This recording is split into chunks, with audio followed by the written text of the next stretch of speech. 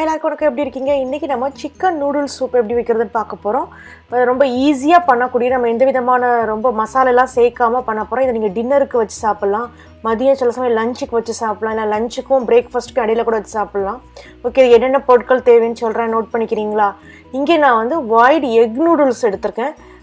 இல்லைன்னா நீங்கள் rice noodles கூட யூஸ் பண்ணிக்கலாம். நான் இந்த மாதிரி ஷேப்பில் உள்ள நூடுல்ஸ் எடுத்து வச்சுருக்கேன். இது வந்து உங்களுக்கு தேவையான அளவு ரெண்டு கை இல்லை 3 கை அளவுக்கு எடுத்துக்கிறேங்க.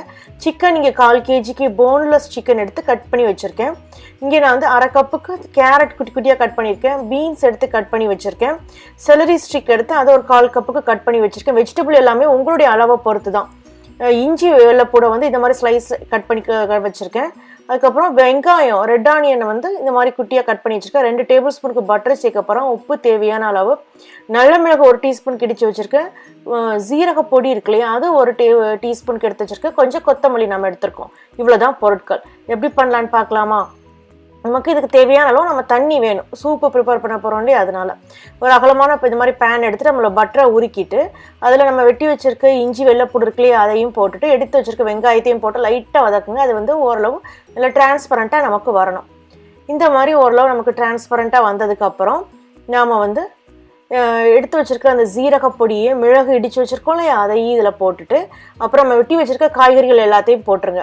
இதில் நம்ம சேர்க்குற நூடுல்ஸ், சிக்கன், காய்கறிகள் எல்லாமே உங்கள் அளவை பொறுத்து. நீங்கள் எத்தனை பேருக்கு இப்படி, நான் இங்கே ப்ரிப்பேர் பண்ணுறது வந்து 2 அடல்ட் 2 கிட்ஸ்க்கு நான் ப்ரிப்பேர் பண்ணுறேன். இந்த அளவு நீங்கள் வந்து இந்த காய்கறிகளையோ சிக்கன் அளவையோ கூட்டி குறைச்சி போட்டுக்கலாம். இல்லை செய்முறை எப்படின்னு மட்டும் நீங்கள் தெரிஞ்சுக்கிட்டிங்கன்னா மற்ற இன்க்ரீடியண்ட்டை உங்கள் தேவைக்கெல்லாமல் மாற்றிக்கலாம்.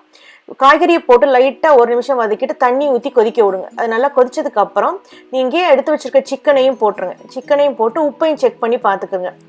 ஏன்னா சிக்கனில் வந்து நம்ம முன்னாடியே உப்பு சேர்த்தா தான் அந்த காய்கறிலையும் சிக்கன்லேயும் உப்பு இறங்கும், இல்லைன்னா அது சப்புன்னு இருக்கும். அதனால தான்.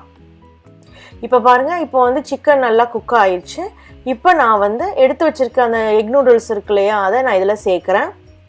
எக் நூடுல்ஸ் சேர்த்ததுக்கப்புறம் ஏற்கனவே நமக்கு காய்கறியும் நல்லா குக் ஆயிடுச்சு, சிக்கனும் நல்லா குக் ஆயிடுச்சு. இப்போ நம்ம எக் நூடுல்ஸை மட்டும் சேர்த்து அது வேகிற அளவு வைக்க போகிறோம்.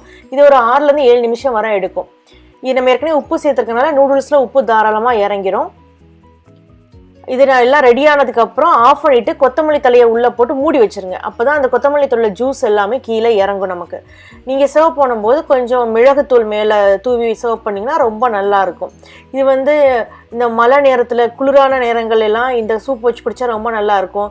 இல்லை நீங்கள் மதியம் பிரியாணி ஏதாவது சாப்பிட்ருந்தீங்க, நைட்டுக்கு லைட்டாக கொஞ்சம் சாப்பிட்டா போதும் அப்படின்னு நினச்சிங்கன்னா கூட இந்த மாதிரி சூப் வச்சு சாப்பிட்றலாம். வெஜிடேரியனாக இருந்தால் நீங்கள் அதில் சிக்கனை மட்டும் அவாய்ட் பண்ணிட்டு மற்ற எல்லா இன்க்ரீடியண்ட்டையும் போட்டு நீங்கள் குக் பண்ணலாம். அதுக்கப்புறம் வந்து இது ரொம்ப ஈஸியாக நம்ம பண்ணிட்டோம். இதை நீங்கள் வந்து ஏதாவது சால்ட் பிஸ்கட் வச்சு சர்வ் பண்ணலாம். ஈவினிங் டைமில் இந்த மாதிரி நீங்கள் சூப் வச்சு கொடுக்கலாம். இதை ட்ரை பண்ணி பாருங்கள். ட்ரை பண்ணி பார்த்துட்டு உங்கள் கமெண்ட்ஸை சமையல் விருந்தில் போஸ்ட் பண்ணுங்கள். இந்த வீடியோ உங்களுக்கு பிடிச்சிருந்தா லைக் பண்ணுங்கள், சேனலை சப்ஸ்கிரைப் பண்ணுங்கள், கூடவே பெல் சிம்பிளையும் கிளிக் பண்ணுங்கள். அப்படின்னா அப்டேட் பண்ணுற வீடியோஸை நீங்கள் உடனே பார்க்கலாம். நம்ம இன்னொரு வீடியோவில் சந்திக்கலாம். நன்றி, வணக்கம்.